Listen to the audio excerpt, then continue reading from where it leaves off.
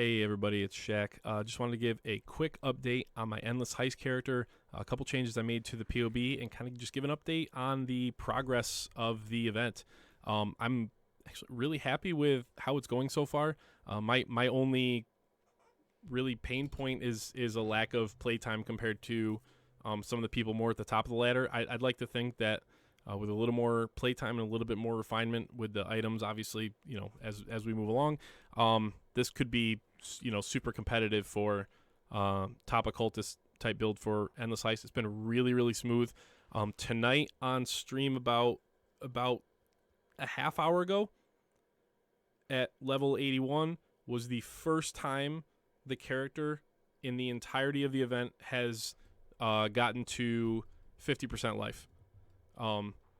It was one hit from a rare with sub fizz, and I believe another rare that had another granting him an aura. So it was it was fine. Just used a seething flask and got back to full instantly. But that's the only one time in the entire event I've dropped to half health. It's been super smooth. So I just wanted to show at the beginning. I'm currently rank 424. It's again playing at most a couple hours a night. It is what it is. The playtime's a little low, but as you can see, I mean that's the top. We're 10 levels out of demi contention, and within the next couple of levels, I think by the time we hit 85, we've already passed 5 more dead occultists, and just kind of moving up. So it's felt really smooth, and I'll just show a couple of the items. I don't really have a reason for this. My character went super neon bright with the MTX. Just kind of happened. Okay. Still on the Blood of Summer. Finally managed to corrupt one with Onslaught. I was looking for either Onslaught or Area of Effect. Got Onslaught. Very happy with it. The rest of the items, this is a very basic helmet. Just has life. Has Chaos Res. Was purposefully trying to put the gear together in a way where the helmet wasn't super important in terms of resistances. That way, if a Rhyme Gaze drops, I can swap over and use the Rhyme Gaze if we wanted to. That's just it's a possibility for a Vortex setup that I'll show. I just changed over to the shield from the basic shield that you get at the very start. It's good enough to carry you through the entirety of the event, but with a Colossal Tower shield and another couple of changes I'll show real quickly. Basically, just getting high life, a good amount of armor, and some block was really good. Obviously, it's worked out very well. With the Titan Greaves, I just replaced these as well. A lot of the item upgrades have come in the last 2 to 3 levels, as we finally started to get things like Atlas bases, with the Apothecary's gloves, things like that. But the majority of the gear I want to show is just very simple. It's mostly straight armor gear, with the exception of these. I believe these are my only 2 items. Yeah, these are the only 2 energy shield partial bases that I have. But this is what I found in a. I've actually found 2. They're very common. I have a second one, but found a replica ambush charge, and this is the only reason I would get off of the shield. Just as an FYI, the endurance charge generation is more consistent with the ambush, and I'm regenerating close to 10% of my life per second. So losing the 2% is not a big deal, and it's just a really huge amount of armor, nice base of energy shield, and the endurance charge generation is massive. So that's what I'm rocking there. And the Apothecary's gloves just for increased damage over time. So overall, you can see I'm focused pretty highly on regen. Just looking for flat life and resistance rolls mostly. That's literally all I wanted the entire time. Even fractured resist rolls. I am still at 82. I'm still looking for a Sapphire Flask to complete the trilogy here. These have been incredible for defenses against elemental damage. And then while I'm running around, even without ever finding a Granite Flask, I'm running around at about 20,000 armor right now when I'm in a heist. But yeah, it's felt incredibly smooth so far. So what I've been doing is I've got the Wintertide 5-link right now. Instead of running Blasphemy and 2 curses, I'm running Blasphemy and Frostbite.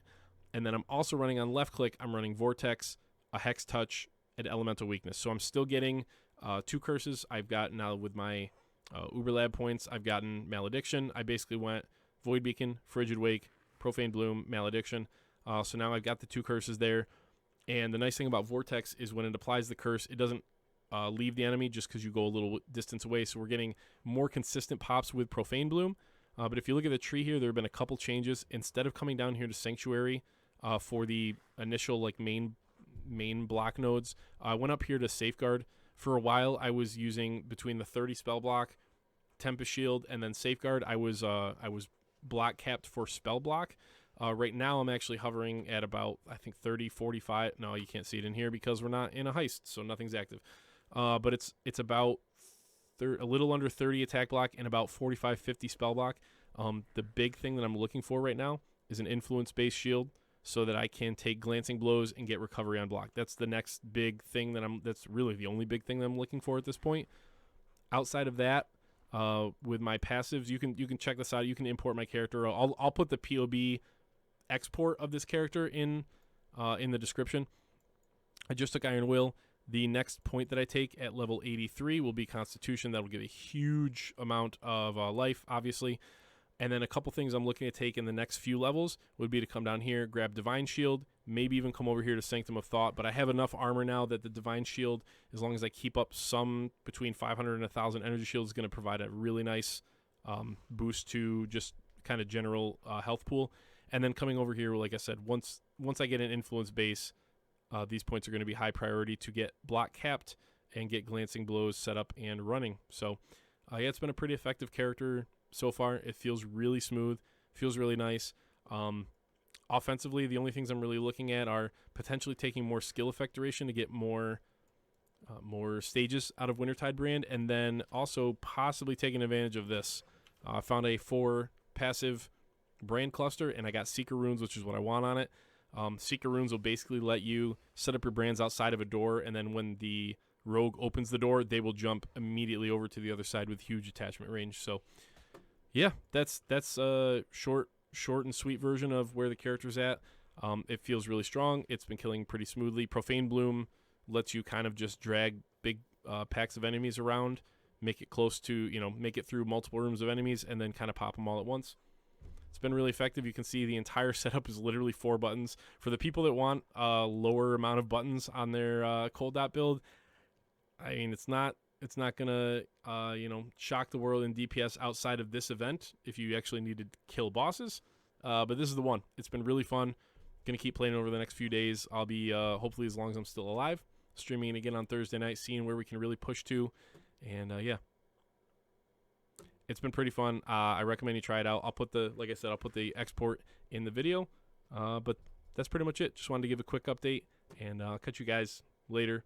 Let me know if you're having fun in Endless Heist. I'm still finding it enjoyable. I know it's not necessarily the most popular opinion, but I'm having fun just kind of seeing how far I can push this and trying to stay safe. So, yeah, if I don't post anything again before Christmas, have a great Christmas, everybody. I'll talk to you soon. Bye.